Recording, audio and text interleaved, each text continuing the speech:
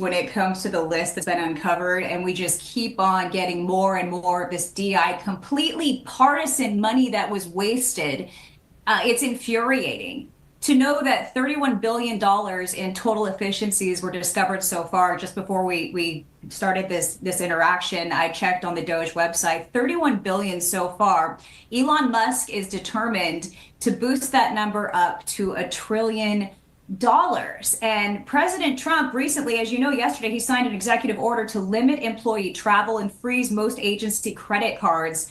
He's acting like a corporate boss, just like somebody in the private sector, a corporate boss who's taken a look at a massive check, a credit card bill that he received, and saying, hey, who's wasting all this money? Every single dollar now is not only going to have to be accounted for, it's going to have to be justified under President Donald J. Trump. And that's how corporations run.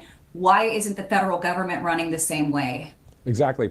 So let's talk about that. The transparency that we're seeing at every level of government is great because it's been hidden in the past. And also that little bit, I was going to say sliver of corruption, or that percentage of corruption in various departments. Just wanted to get your take on the fact that all these cabinet members and leaders are now going in there, exploiting it and getting rid of it. I mean, talk about making America healthy again. Yeah, absolutely. Obviously, in order to be healthy, less stress, less worry, less fear, knowing that the American people are going to have more money, more control of their tax dollars is huge. And when you think about what's happening with Doge right now and a lot of these cabinet leaders, I was actually at a Doge appreciation party, and I always like to, put my ear to the ground, talk to as many people as I possibly can. What's interesting is that they're getting a lot of pushback from Republican leaders about what's happening. Now, that surprised me a little bit because that message isn't really being talked about openly, but they're getting pushback from both sides. And that's why I love that President Donald J. Trump brought Elon Musk to the cabinet meeting that opened with prayer yesterday. And he allowed anybody who had any questions to ask Elon Musk, because every department head now is going to have to become an auditor. And they need to know that this is what President Donald J. Trump wants, no matter what members of the House of Representatives say, no matter what the Senate says about what their constituents say. This is coming from the leader. And it's got to work from the top down. And I just think that he's so smart in how he's going about it. Exactly. And let's talk about that. The HUD Secretary Scott Turner with such an on-point prayer yesterday. Even President Trump making that joke almost after the prayer. He's good, isn't he? It was a powerful prayer. Let's talk about something that you're not going to hear a lot on the mainstream media at all. The fact that we have a government that is saying, you know what? We know that we're in office because President Trump said this, for less government but stronger government. We know about making America great again, but also a Bible-believing group of people, whether Jewish, whether Christian, and if not any faith, it is what it is. But the point is, a majority of the people are Bible-believing. Your thoughts? I think that President Trump is single-handedly putting faith back at the forefront of the American life and actually making things cool again in many different ways. So President Donald J. Trump has shown us that he's grateful to God. He owes his life to God after what happened to him in Butler, Pennsylvania. And he has been so open about his faith. He's a changed man this go around. Not only is he more experienced based on what he was able to think about the last 4 years, he's also a more faithful man. And you know that when somebody is driven by God, when somebody puts God first, when somebody tries to walk in lockstep and please the Lord, that's a person who's going to try to be obedient and do the right thing and make the right decisions, as opposed to the corruption that we've been dealing with, of course, fueled by the partisan media for the last 4 years. Biden goes to church every Sunday. It takes more than that. You have to have a relationship with God. You have to have a respect for God, a reverence for the Lord in order for real change to occur. And President Donald J. Trump has shown us many times now that he's putting God first. Yeah, exactly. I mean, it's biblical when it comes to where it says that God is looking for a heart that's completely his. His eyes actually scan the earth, the Bible says, looking for a heart that is completely his. And though we're all working on ourselves. We're works in progress, but at the end of the day, looking to go to the next level and the next level and the next level. And we're seeing through just hard work, determination, and prayer, and staying in the Word, that we can actually get this accomplished in this country to do great things. So it's pretty awesome to even talk about this subject matter right now with you, Christina. So we know that today, of course, the UK Prime Minister in town. You were talking about Zelensky tomorrow. I mean, this is probably, I think, the 7th or 8th world leader at this point. The historic speed that President Trump was talking about and strength, are we not seeing this like light years ahead of any other president? It's amazing. And it's so sad that the left is working so hard to vilify him when all he's doing is living up to the campaign promises that got him elected to begin with.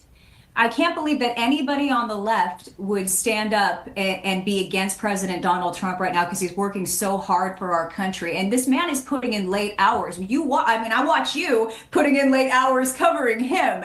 And RSBN is covering every single move the president makes. So remember, if you want to find out what's happening, make sure you subscribe to RSBN, like our RSBN, show support for RSBN, because they're able to bring you this unedited coverage that nobody else is, because of you and your support. So thank you to all the viewers, and thank you to Donald Trump. I know he's probably too busy to be watching. He used to watch us at rallies, which we loved, but I would say to him, if he were in front of me right now, just keep on keeping on, and know that so many of us appreciate you and value you, and we're following your example, and we trust you more importantly than anything. Exactly. And right now, Christina, it is the pedal to the metal for President Trump. And before I let you go, you think about just all of what he has gone through in our country for the past 4 years. Wouldn't you do the same thing to make this country great again and not give a crap what anybody else is trying to say against you, especially if it's a false narrative or a lie? He's gone through so much. You better believe he's going pedal to the metal. He is, and he serves a much greater good than himself now. I think that because he has really embraced his faith, and he knows that no person lives forever, and the mark that he leaves on this country is important, but it's what he's able to store up in heaven, his riches in heaven, that really matters. And I think that knowing that that's his driving force right now, it just makes me appreciate him so much and trust him all the more. Nobody's perfect. Everybody slips up once in a while. And we can't hold him accountable for being perfect, because nobody is. But he sure is trying, and I respect him so much. And you're right. Who cares what they say or do? Exactly.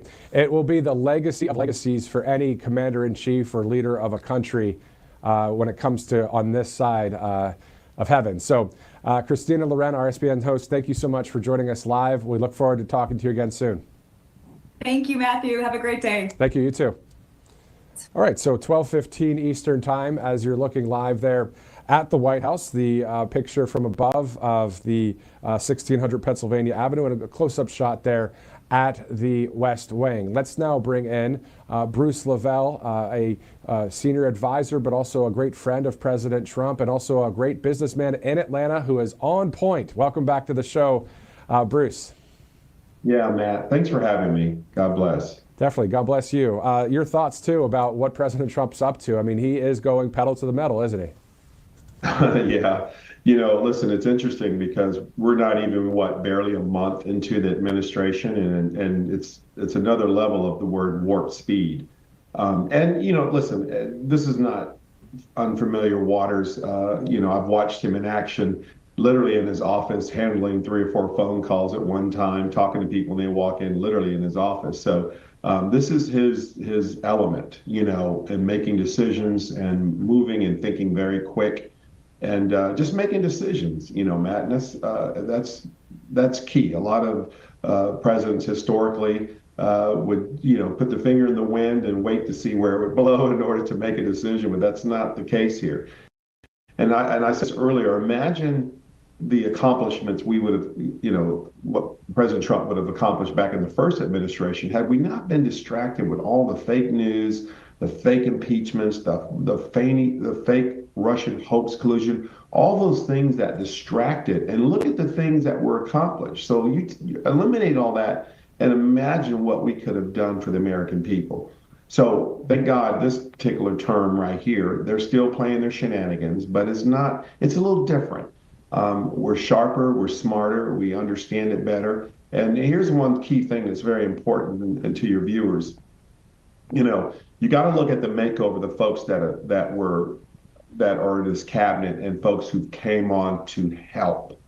In the first term, it was very hard to get really good people because of all the persecution, the media intimidation, and who wants to go through that? So thank God, thank the Lord that we pierced that glass ceiling and got some good folks like Mr. Howard Lutnick. You know his testimony with losing 600 employees literally within seconds with the World Trade Center because he took a different route that morning and dropped his child off to daycare. There's a lot of testimonies in Treasury and as you mentioned early in your segment, my good friend Scott Turner, we text back and forth about his prayer. And listen, I'm used to the prayers. It was very common in the first campaign as well as the first administration. The hallway, on the plane, and in the Oval Office, on the lawn, everywhere you asked, he would never hesitate. And now, are you talking about Scott Turner would never hesitate, or President Yes. Trump? Yeah, absolutely.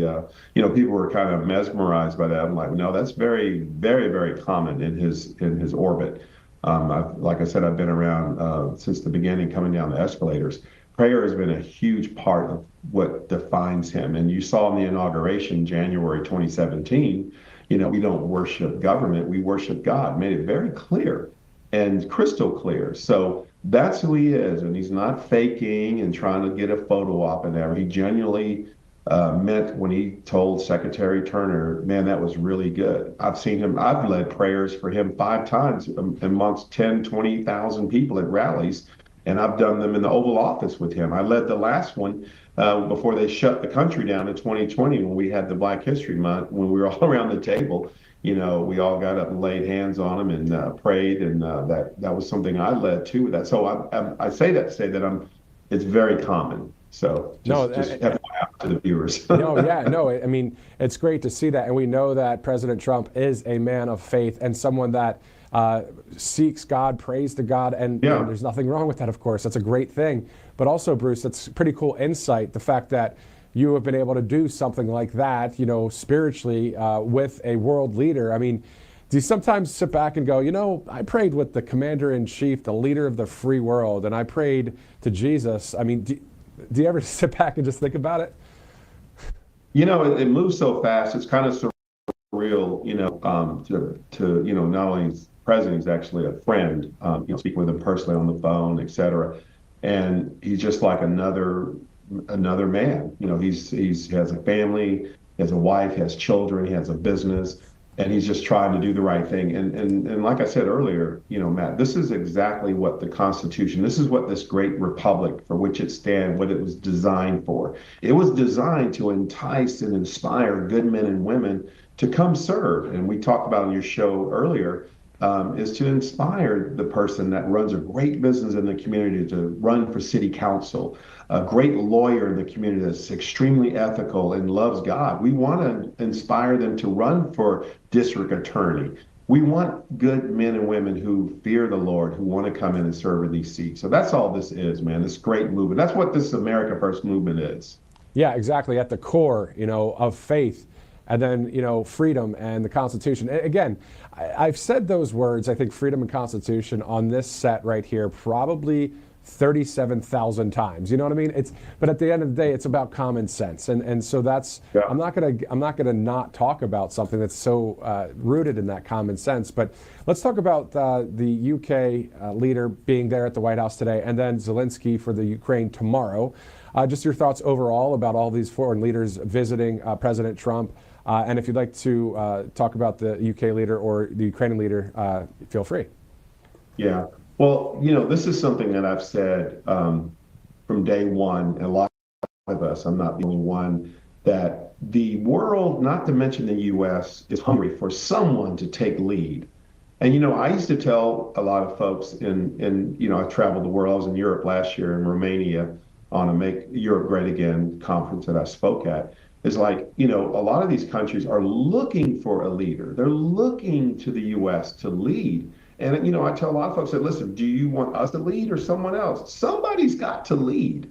And so I think, and I know that a lot of these leaders in all the other various countries, I know in the UK and many other nations, are hungry to get a person of President Trump's fortitude, his stamina, his leadership ability, because they need someone to come in there. Because listen, the common sense is not just for the US, it transcends all over the globe. And obviously the conversation on men and women's sports, low tax, less government, this helps communities. So these common sense initiatives that come out of the Oval Office impact the globe. So they're hungry for that also. Listen, America First is not just prone to the US. It's actually, and I've been over Europe and I've seen it. And let me tell you, there's patriots over there that are more serious than some of the folks here about this freedom of independence and freedom of less government. So I think, and I think folks like President Zelensky, who's in a situation that, it's unfortunate what's going on with Russia, but, President Trump says, listen, my main objective is to take care of the United States. Ladies and gentlemen, that's the oath. That's what the presidency has sworn to protect, foreign and domestic, the United States of America. And we've meddled so much and did really bad decisions in other nations that cost tremendous amount of money on the taxpayers' back. So, back to these foreign leaders, they're hungry to come, visit President Trump. It's like, thank you. They might not want to say it on the camera, but deep down internally, they're like, listen, we need your leadership. And I'm sure there are many others. That you see the leader in Poland, you see the gentleman in Argentina, you see many others in other nations across the waters that are joining this great America First, quote, global common sense initiative. Yeah, exactly. Well said, perfectly said. It's all about the free world out there, and we're part of it here in this land as well. Bruce Lavelle, sir, thank you again for joining us on Right Side Broadcasting Network. We'd love to have you on the show again, maybe this week or next week. Thanks again, Bruce. Yeah, thanks for having me, Matt. God Definitely, bless. Bruce. You too. All right, so it's 12:24. Bruce Lavelle there speaking live with us here on Right Side. As you're looking live at the West Wing of the White House right now, you can see that the guards and the military are ready for the UK Prime Minister, Keir Starmer, to pull up at any moment. So as soon as we see that, we will go there live for that brief moment in time, but it will be live.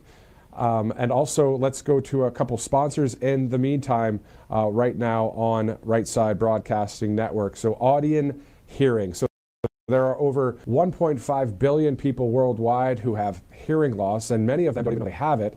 If you're often asked to repeat yourself or sometimes feel tuned out of the conversation, or there's some other difficulties there, your only option historically has been to spend about $1,000 and thousands of dollars on prescription hearing aids. You see that great information there on your screen, as Audion Hearing is changing that with their revolutionary new over-the-counter hearing aids that start at only $189 a pair. So as we await this live picture, of course, we'll cut to that as soon as it happens, but of course, letting you know about Audion Hearing right now. So you don't need to take a hearing test or get a prescription. Instead, they can be delivered to your door in just a few days. Audion hearing aids are tiny, they're rechargeable, they sound great, and they don't look like traditional bulky hearing aids. Audion is a proud American company with more than 1 million happy customers, making them the leader in the over-the-counter hearing aids. So if you're looking for an affordable, high-quality solution to help you reconnect with loved ones and hear the things you're missing out on, I highly recommend you check out Audion Hearing. So you see some of the information there on your screen, audionhearing.com/RSBN, a great sponsor here. Let's go to the White House as Keir Starmer pulls up.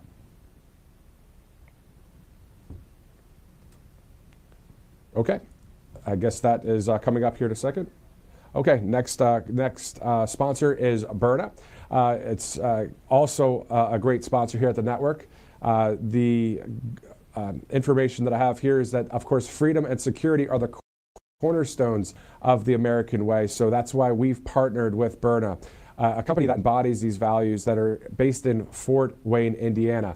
So I know that there are various scripts for us to, read to you here, but these are products that are also obviously great products that when you work with a partnership and a sponsorship, they are pro freedom and pro America and pro Right Side Broadcasting Network. So just to get a shout out to all of our sponsors right now, including Byrna right here. I mean, it's not classified as a firearm, as you see at the bottom of your screen. No background checks, over 25,000 five-star reviews.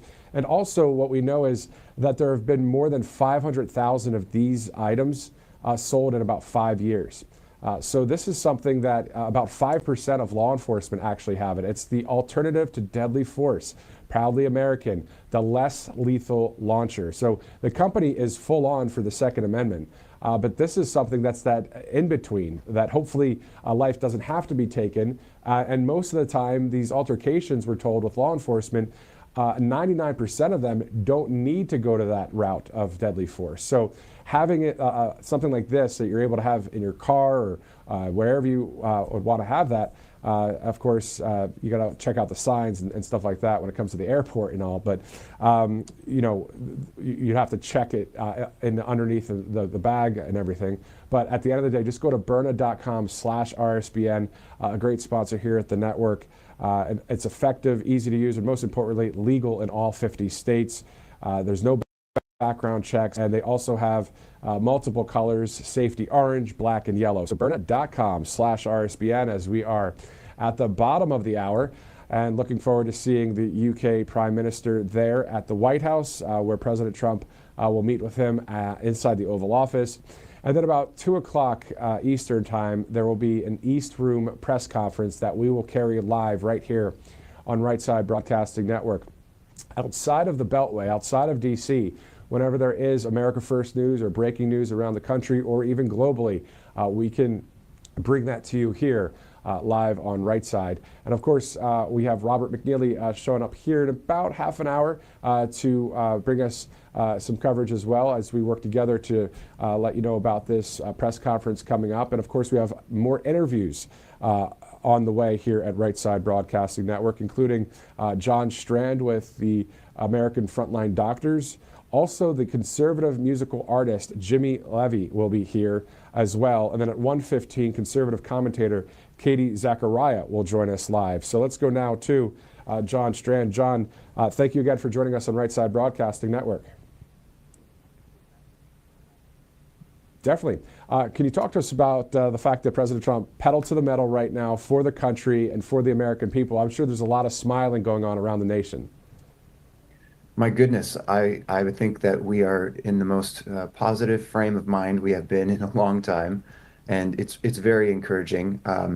There's a lot of activity going on, so it's almost difficult to keep pace of, and there's a lot of pushback, which you would expect, but I think the American people should be encouraged, and we should remain engaged to continue giving support, public support, to the efforts that this administration is engaging in on all fronts, particularly as it relates to reviewing what's going on with the structure of our government and the bloat, waste, and abuse that DOJ is uncovering.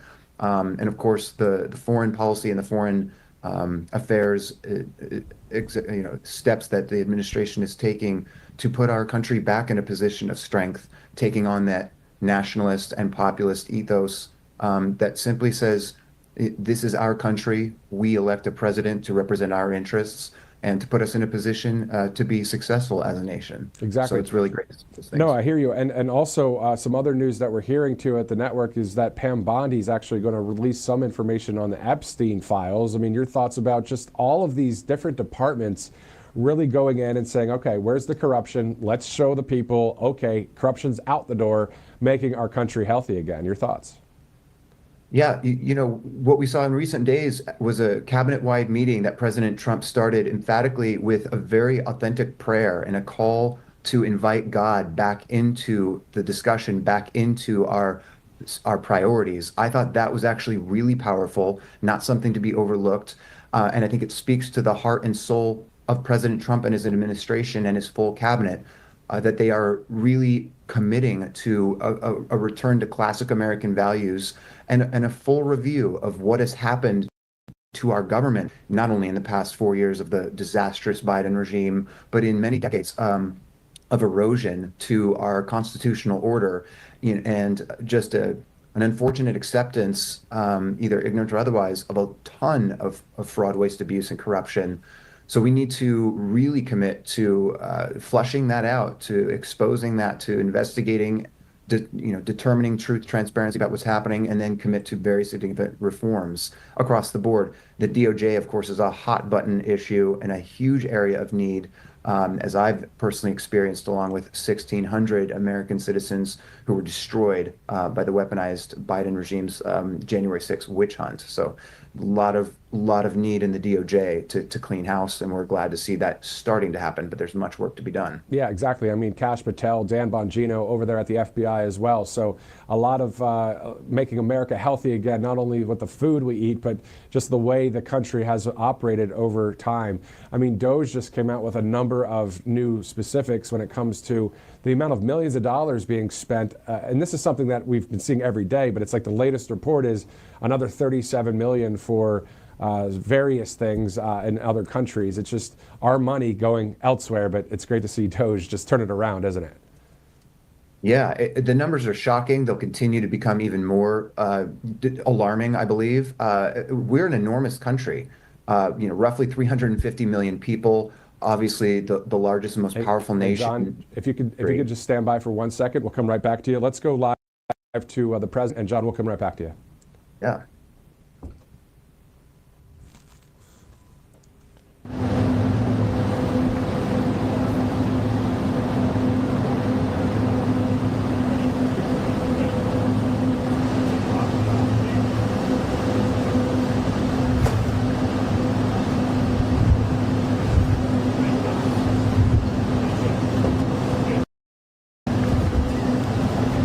President Trump, can you get a peace deal done in Ukraine?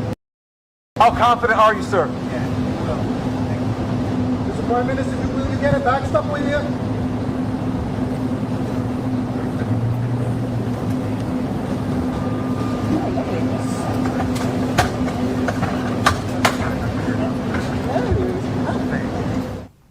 Okay, John, thank you again for standing by. President Trump just meeting with the UK Prime Minister outside of the West Wing, going to the Oval Office, and some of the reporters were asking, can you get a peace deal done, with Ukraine and Russia, and President Trump giving a thumbs up to that. So we're seeing a lot of great things happen, not only in our country, but around the world. So your thoughts about that as well, the fact that the Ukrainian leader will be here tomorrow. And if you'd like to share any thoughts about Keir Starmer, which I know definitely on the other side of the aisle when it comes to policy, but your thoughts about this global connection that the president has. Yeah, as we were just discussing, America, of course, the world leader, an enormous country with enormous wealth, and yet our middle class for so long has struggled, as we've documented very well over the last number of years, particularly in contrast with the Biden regime and the incoming Trump administration. But we can even look at President Trump 1.0 in terms of how he managed world affairs and how he positioned America to have peace through strength and to be a successful and wealthy nation once again. So the meetings he's having with these world leaders, just the tone of respect that has been restored to the presidency and to the country, to the United States of America on the world stage. I think it's impossible to miss that. I think it's just a very simple, common sense reality that there is a leader in position now who understands how to operate a business, how to operate a country, understands basic factors of economics and balance of power between nations. And he's not afraid to do what is right for our country, being our leader. So just taking that position, also understanding that peace through strength is not simply a matter of being strong because you're yelling really loud or causing a lot of physical ruckus, or so to speak, but rather empowering yourself to be strong by being healthy. I'm talking about economically healthy, financial health. Of course, President Trump has been talking about drill, baby, drill, and otherwise unleashing American energy, which is at the heart of being strong as a nation, economically and otherwise. And of course, we're also excited to see Secretary Robert Kennedy Jr. with the MAHA movement to make Americans healthy again from a health and nutrition perspective. So all those things are really important. But the peace deals that are being discussed right now, of course, are existential. There have been so many lives lost needlessly, as President Trump continues to remind folks. So we do need to see the conflict in Ukraine, Russia resolved as soon as possible. If we take a step back and just look at what's happening right now, when we see President Trump, who is, in my opinion, the George Washington of our time, this is a second revolution of sorts, right? Without all of the terrible war and all that. But it is. I mean, we were going down the wrong path to tyranny in this country. And a lot of people use those words and it's like shock value or drama, but it wasn't drama. I mean, literally, as you know, that's where we were headed. So now we see this absolutely strong leader that I don't think the American press or really anybody has ever seen in that 1600 Pennsylvania Avenue. So what it's making the mainstream media do is come out and say, well, he's authoritarian or he's a dictator or he's this, and the Democrat leadership are saying the same thing. Not everyday Democrats and liberals are saying that, by the way, right? It's these people that are so-called in power. They just don't know what else to do. They've never seen such a strong person in office doing great things for our country. Yeah, I mean, we've seen the pattern of the left, particularly the radical left factions of the Democrat Party, and they constantly have this tactic of projection. They'll shriek and complain and accuse you of exactly what it is they are doing. So there's been an incredible amount of not only corruption, but consolidation of power, weaponization of power, and tyrannical totalitarian actions and methods that have been certainly were employed by the Biden regime, and the Democrat Party generally seems to favor this approach. So it is hypocritical and ironic that they're claiming that Trump is a dictator. It's pretty clear to see President Trump was overwhelmingly elected by the people, and he is acting with strength and resolve to execute on exactly what he promised the American people he would do if we were to elect him. We chose him in a landslide mandate, a very clear, powerful election, is historic, and he's doing exactly what he promised, step by step, faster than we could have even hoped for, which is quite helpful under the circumstances. But he is, I mean, continually executing constitutional governance with his Article 2 executive powers as the Constitution provides for.